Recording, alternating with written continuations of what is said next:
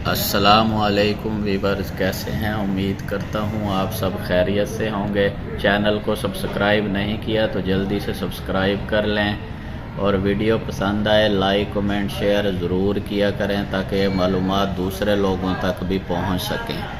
तो आज हम आपको जो है बरकी पैमाने और इकाइयाँ जो होती हैं उनके बारे में थोड़ी तफसील से बताने जा रहे हैं।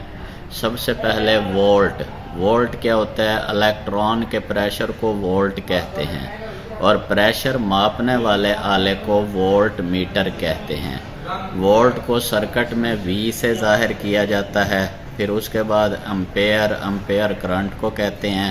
इलेक्ट्रॉन के बहाव को करंट कहते हैं और करंट मापने वाले आले को एम्पेयर मीटर कहते हैं।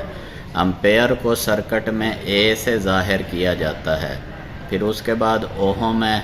ओहम रेजिस्टेंस की इकाई है। अगर किसी सर्किट में 1 वोल्ट लागू किया जाए और इसमें से 1 एम्पेयर करंट गुजारें तो इस सर्किट की रेजिस्टेंस 1 ओहम होगी।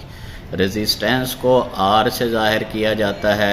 जिस आले से इस मुज़ाहमत को मापा जाता है इसे ओहम मीटर कहते हैं।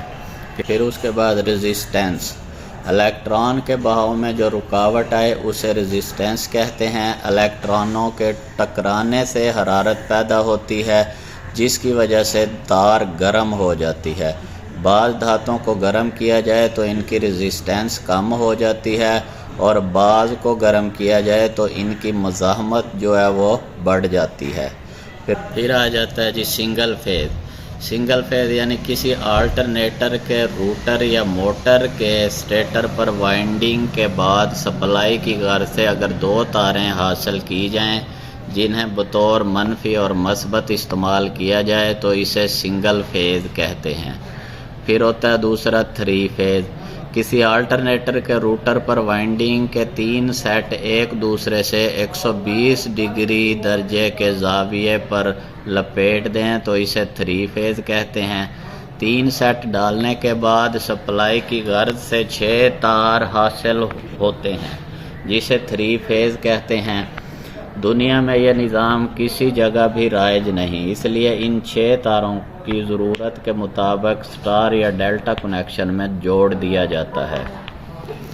फिर है जी इलेक्ट्रिक प्रेशर। इलेक्ट्रॉन के दबाव को इलेक्ट्रिक प्रेशर या वोल्टेज कहते हैं। इसको E से ज़ाहिर किया जाता है। फिर कंडक्टर या मोसल, ऐसी अशिया जिनमें बरकी रो आसानी से गुज़र जाए उसे कंडक्टर कहते हैं, मसलन सोना, चांदी, लोहा, कापर वगैरह। इंसुलेटर या गैर मोसल, ऐसी अशिया जिनमें से बिजली बिल्कुल नहीं गुजर सकती उन्हें इंसुलेटर कहते हैं, मसलन रबड़, खुश्क लकड़ी, चीनी, मट्टी, अबरक वगैरह। फिर सेमी कंडक्टर, ऐसी अशिया जिनमें से बिजली ना गुजर सके लेकिन इस पर कोई ऐसा काम करें जिसकी वजह से इसमें करंट गुजर जाए, कंडक्टर कहते हैं, मसलन गीली लकड़ी, गीला कपड़ा वगैरह। फिर बिजली, ऐसी गैर मरई कुव्वत, नज़र ना आने वाली कुव्वत जो किसी मादी शय में हरारत, रोशनी या हरकत पैदा करने की सलाहियत रखती हो, बिजली कहलाती है।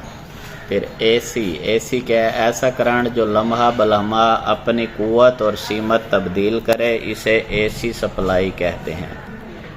फिर डीसी है, ऐसे करंट जो अपनी कुव्वत और सीमत तब्दील ना करे बल्कि एक ही सीमत में बहे, डायरेक्ट करंट कहते हैं। फिर जी फ्यूज़, किसी भी सर्किट में आलात की हिफाजत के लिए जो आला इस्तेमाल होता है इसे फ्यूज़ कहते हैं। यह सर्किट में हमेशा आले से पहले लगाया जाता है।